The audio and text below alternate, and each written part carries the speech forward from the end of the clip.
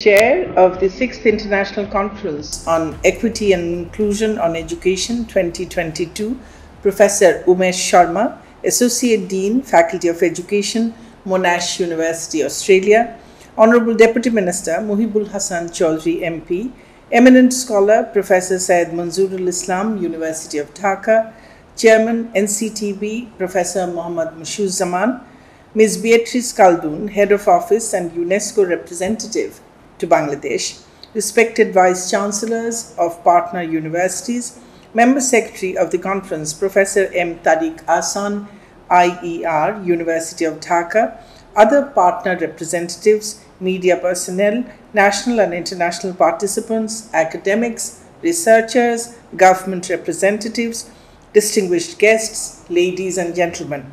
Assalamu alaikum and good afternoon. This is a great pleasure to be present as a chief guest at the closing ceremony of the 6th International Conference on Equity and Inclusion on Education, organized by the Asian Center for Inclusive Education, ACIE, Bangladesh, in collaboration with 8 other partners. I am happy to know that such an event is happening in Bangladesh when the nation is celebrating its golden jubilee of our independence and the centennial birth anniversary of the father of the nation, Bangabandhu Sheikh Mujibur Rahman, who always had the dream of and made us dream about as in an independent golden Bangladesh.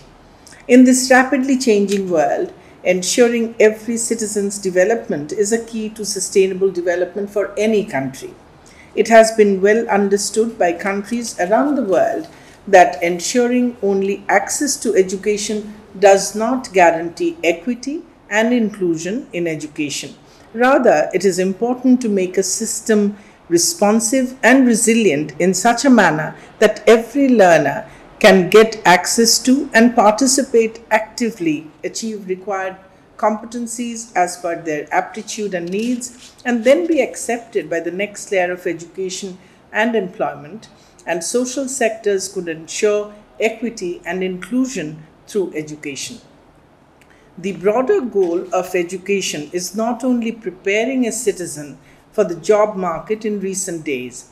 Educational interventions become effective if a learner grows up in a holistic manner with self-identity, patriotism, confidence, and happiness by achieving adaptive and transferable skills to cope with the changing world and be contributive through their creative thoughts and skills. Research studies done in last 2 decades constantly indicated that educational practices in different parts of the world are somehow missing the varying needs and potential of individual learner, context, and trends of social change in this transition period of postmodern era.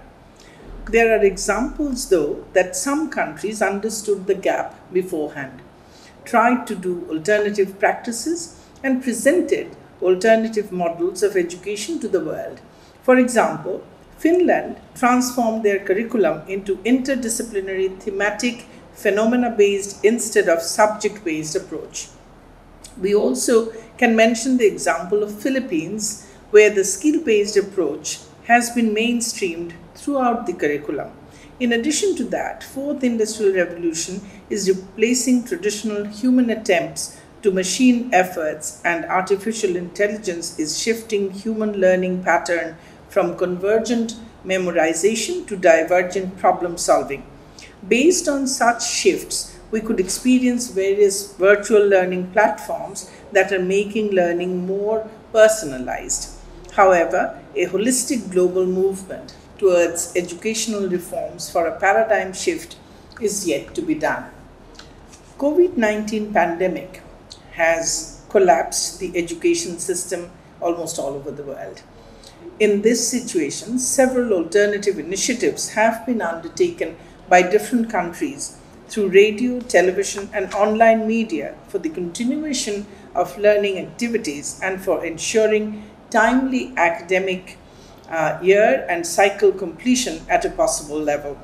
Such volatile experience opened up to experiment some new options to learning, that is distance learning, home-based and community-based learning, project-based learning, such as multimodality and multi-stakeholder assessments, which has reduced many inequalities caused by the traditional educational practices, such as face-to-face center-based learning, textbook-based learning, memorization-based paper-pencil test.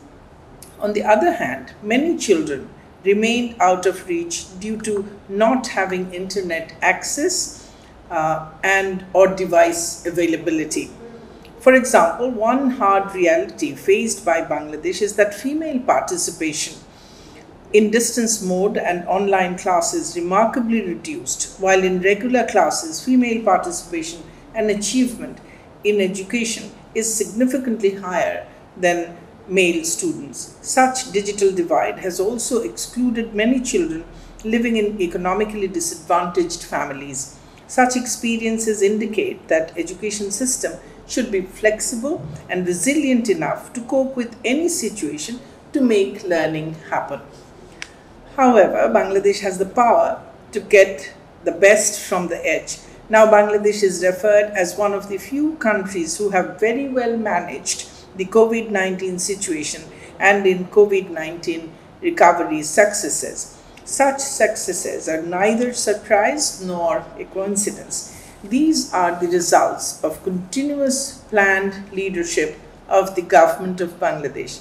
It is a matter of pride that Bangladesh, under the leadership of Bangabandhu's daughter, Honourable Prime Minister Sheikh Hasina, has become a role model for developmental progress in this region.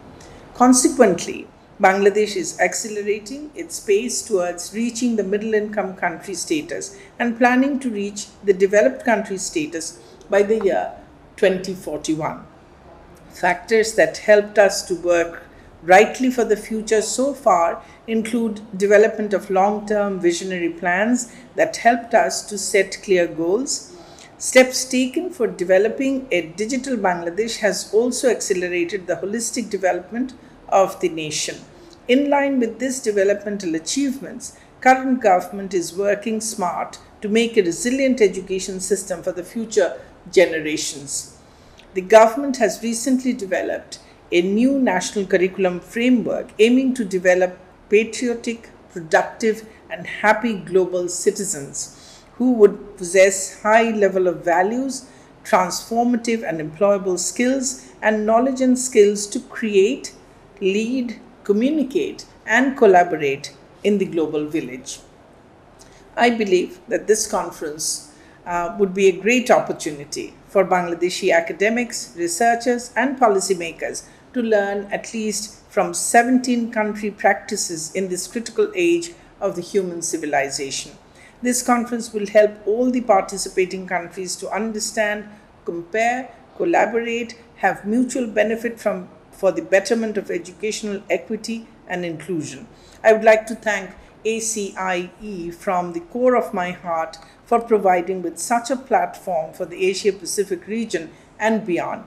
I hope that along with the conference and research initiatives, ACIE would continue to publish the Asian Journal of Inclusive Education for the dissemination of knowledge in the globe. In this journey towards equity and inclusion, there are some glittering stars who have sacrificed their whole life for the inclusion of people from disadvantaged backgrounds in Bangladesh. Late Mr. Lindsay Allen Cheney, founder of USEP Bangladesh, is one of the stars. I feel proud in this precious occasion to hand over the Nirafat Anam Memorial Inclusion NAMI Award 2021 to this change maker in Bangladesh. I would like to thank ACIE for honoring him with this award. I truly believe that this is not the end, but the beginning of newer ideas and initiatives through attending the 6th International Conference on Equity and Inclusion organized by ACIE Bangladesh. I also thank all the participants, keynote speakers, panelists, session chairs, partners, and all the persons whose contributions has made this event a grand success. Thank you all. Joy Bangla, Joy Bangabandhu.